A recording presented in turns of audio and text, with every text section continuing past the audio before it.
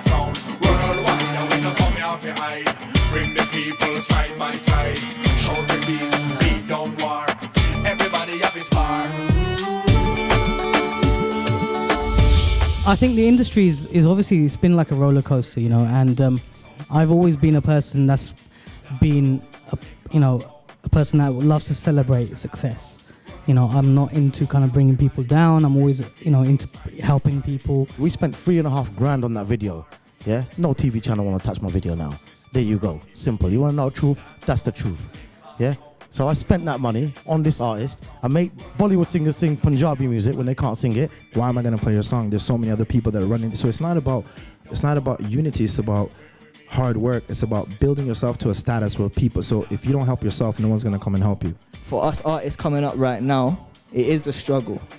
Definitely, there's no denying that. If you don't have no label backing, if you don't have nobody pushing buttons for you, nobody ain't paying your bills for you. You got to do it off your own back. It's definitely a struggle.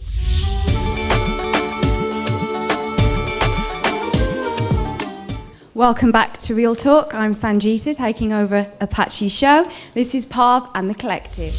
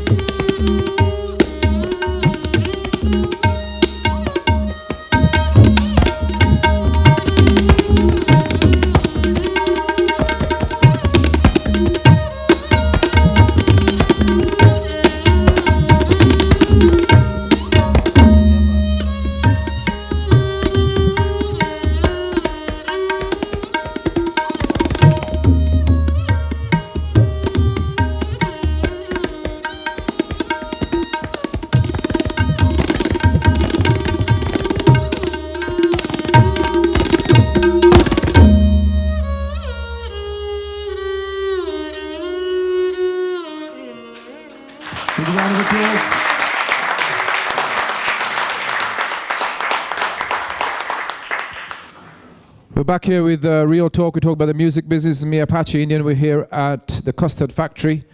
I want to speak to my friend over here, these guys over here. You work, sorry, what was your name? Sorry again? Big Mike. Big Mike. Big Mike, Rishi, he works with you. Here, as you're in the music business, you've been in the music business for a long time. You're working with Rishi. What's your views about what you're hearing? I have a lot of views, and I think everybody here hit the nail on the head as far as this platform. As far as artist-wise, I'll touch that base first. Artist-wise, I think an artist has to basically, with what's going on now, as far as the computer age, implement that with what we used to do, like you used to do, for example, of grinding. Everybody talk about it takes money. It takes really your heart, your passion, and your vibe to the point where it starts from the ground level, from the streets. You create your fan base. You create your music. You press your own music. You can sample music, like Richie said. Sample it, as long as you will not put it for distribution to sell. You can use it to create your buzz for yourself. You can't be sued behind that. A lot of artists need to do certain things as far as the ground level. If you don't have the money, everybody in your camp, if you have a camp, and most likely you do have a camp, to know people that shoots videos, like my guy over here, that basically he started from somewhere. He definitely started from somewhere to the point where before he got to the platform where he is, people can come to him and say, hey, develop me as an artist within your site. It's not going to cost the artist anything. They could build a bond together and create something spectacular. But in the same aspect, the roadblock what they've run into is, like what you say, Brit Asia is the #1 music station for showing videos over here. It's 24 hours in a day. You still have people here that buy out slots where people that have great music can't get it to play because you have different people that have big budgets buy out certain slots where they can't get to play their music, which is bad. So they got to find another form, which is the internet, to do certain things. But they still got to grind. They still got to go out on the road with mainstream artists and get themselves in there to basically do shows for free. Press up CDs, give it to the fans out there because you're going to build a fan base. There's so many things that you can do, starting from the ground up. You know, you can't depend on this new wave now, what's going on, but use it to your advantage, but yet still bring the old school advantage with the new school. You know, I think that's a important key.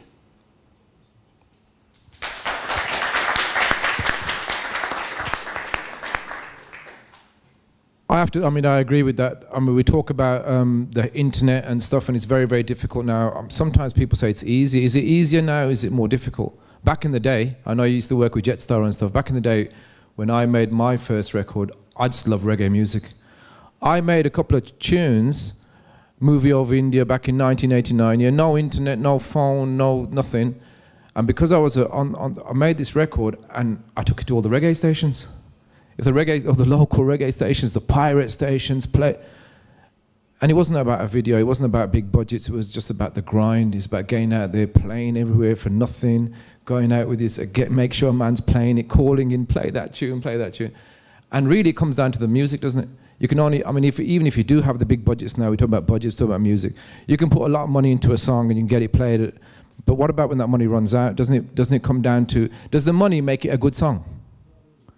You have to start with a good song, don't you? You have to start off with something. Movie Over India I did back in the day, something a little bit different, put my little Indian. But I wasn't running to the Asian stations because there was no urban scene. Where was the urban scene for me? The urban scene, I had to, if I was doing reggae, I wanted to go to the reggae stations, and if it wasn't played there, then maybe I have to go into another record. I did Chuck there, I did Don Raj, I did Movie Over India, Jetstar was a reggae label, 3 reggae #1s before I even started. Now it's supposed to be easier because you've got all this internet and everything and so on, so on, so on, so, but now they're saying it's harder. Was it harder then? Was it? One thing I can say about me being over in the UK, it's a biased market. A lot of things over here is basically over import. They love import more than they love their own. So we still have the power to take the creative aspect of controlling it ourselves. But it takes unity, like my man Don D said, like Roach said, it takes that unity. Richie been doing it for years. You know, a lot of people follow, but they gotta follow it all the way through. See, a lot of artists come into the game thinking, okay, I can go into the studio, make a beautiful record, a hot record, and after that, you're a star. After that record that you've made, like Richie said, he's been on the road for a year straight, before they started acknowledging him. You know what I mean? So you got to get out there and grind. I mean, what I'm saying is important where you service in your record. I mean, I'm going to introduce you here to Chaos. I don't know whether you know Chaos. Chaos, I've known him for a long, long time. He does reggae. I've known him for many, many years. I went to his studio late last year, was it? And he played me some stuff, absolutely, probably the best music I've ever heard in the last 15 years. Absolutely incredible. But what do you think of the conversation? You're a reggae artist. You may not be known in the Asian circle, but you've been to Jamaica, you work with all the biggest reggae artists, they know your name out there. Isn't it important that if you're doing reggae, whether you're Asian, white, or to go to hit the market that is going to play that genre of music? I think kind of whatever music you do, you have to hit the market that's interested in that kind of music. So for instance, like all the conversations what we've been hearing tonight now, there's definitely an infrastructure to what we have here because we've got so many businesses like Brit Asia TV and stuff. Patchy never had that in his day. I never had that in my day. And that's how old I am. But, you know, so over the years, we've got a collective of people and professionals that are all doing this. People like Rishi, people like Roach Killer, Dundee. These are all the gentlemen over there, the movie maker. You know, these are all professionals at their kind of maybe elementary stages or developed stages or however. But that's what this takes, isn't it? It takes the passion. Like for me, for instance, like I don't know anybody here. I don't even know anybody's songs. I'm sorry. But I've been doing music for more than 15 years. I've lived in Jamaica. I've moved over to Canada for months. I've recorded in Scandinavia with like pop producers. I've done a song with Tiny Temper. I've recorded the like Busy Signals and the Movados.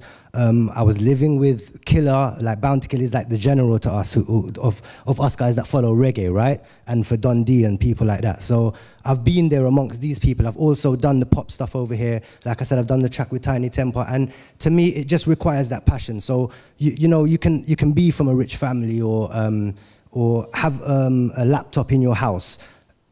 Nothing doesn't stop you from making music. So music, there's two sides to it. There's definitely making music and the creativity side to it, and then there's the business side of it. And unfortunately, you have to find some kind of differential sections for it, you know what I mean? And that's why there's roles. That's why there's business development people in a label, and that's why there's A&Rs and people who get involved in creative stuff. You know, everybody can make music. It's easy because you've got a Mac, right? So get onto your computer and open GarageBand, and there's loops there, like Rishi said. But to make something more professional and then to get it played on Brit Asia and spending 5,000 on a video and having them say no to play it for you, you know, it requires a bit more strategy and professionality to it. And I think the pop business has that, and I definitely think that we can have that all because we're all sitting here tonight and we're all in the industry.